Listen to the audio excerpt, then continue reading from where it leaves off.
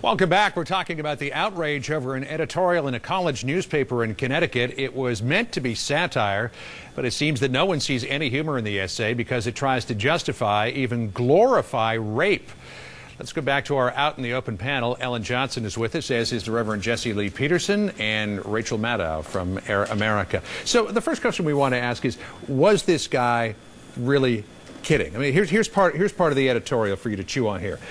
He said, if it weren't for rape, how would ugly women ever know the joys of intercourse with a man who isn't drunk? Now, we could have asked the question, how stupid can one individual be? But, you know, and this also speaks to the thing that happened with Kramer as well when he was at that comedy club. How do you write something like this unless you have a fundamental lack of understanding of how our society views rape?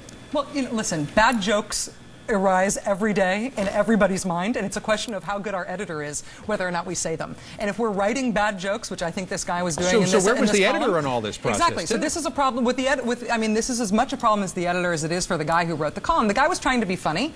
I don't think he pulled it off very well. I think could have been a funny concept. He chose the wrong thing to joke about. You can maybe joke about rape or suicide or something even more awful if you can be really funny while you're doing it. His column wasn't very funny. Yeah. It fell on its face. His editor should pay the price. Did you get the joke?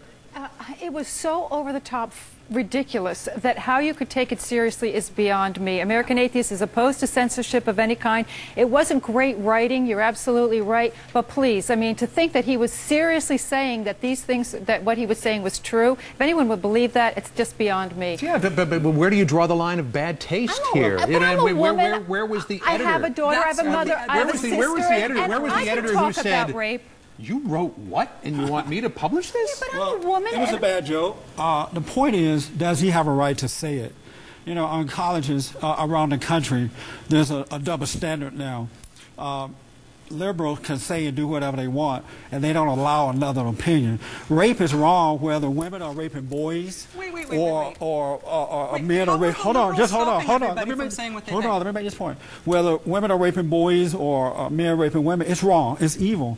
But does this guy have the right on a college campus freedom of speech? And that's what this whole issue. Wait, can I just clarify? I think it was a bad joke. Hey, listen, it was a wrong joke. I love reading The Onion, but you know their satire is a little more highbrow than this. Advocacy of rape is a conservative position, and he's being muzzled because there are too many liberals? Is that what you're saying? They're trying to shut the guy down. Because he's a conservative? Because this is a conservative position? He had to run for president on that campaign. Okay. I didn't say it was a conservative position. What I'm saying is that there's a double standards on colleges, campuses around the country. Well, what does the double standard have to do with this? So-called progressive liberals can do and say whatever they want, and if another opinion comes in, they want to shut them down. So is this a that's the end of the end of the half here. Let me go to another topic I want to throw out there. Is humor about rape taboo?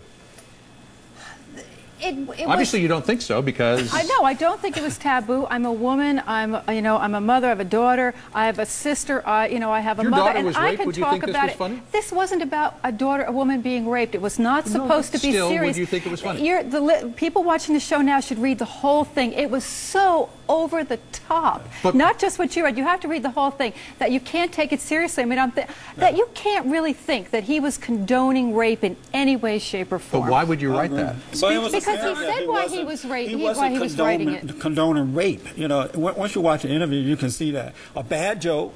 And I don't think that rape is funny, but this guy wasn't condoning that. You know what it is? It's the liberals run wild. You're right That's what it is. It is. It's the liberals run wild. Because the liberals are against rape, and that is completely ridiculous in America. Some of the protesters broke into the offices there and stole some of the equipment. They must have been liberals. So you think it was a bad joke? Yes. Right? Went over the top, but he had a sort of a fundamental right to write this. Right. You don't have that much of a problem with it, so let me throw this question out. Should the author be punished? Should the editor suffer for publishing this as well? No, absolutely not. And he explained in the afterwards why he wrote it. There was a purpose for it, and it wasn't to glorify rape or to make fun of it. I happen to agree with that. Right. He apologized. He was sorry about it. A bad joke. I think he should move on. I think all liberals should be executed. We'll take care of it. No, seriously, what do you think of this? No, I mean, I think should he have been punished? I think this is a ridiculous argument. If this was in the New York Times, do you think the editorial chief? Listen, this was a guy who made a bad joke and wrote a bad column where he picked a really sacrilegious subject, and he didn't do a good job making a joke out of it. The person who chose to run it is a bad editor. All okay, right. end of story. Also, we're going to war with Iran, but we got more time to talk about this. You should not be punished. All right. Folks, we'll come back and we'll talk about Iran. We'll have you back for that, promise. Alan Johnson, Reverend Peterson, and Rachel Maddow, thanks all for joining us tonight. Appreciate your time.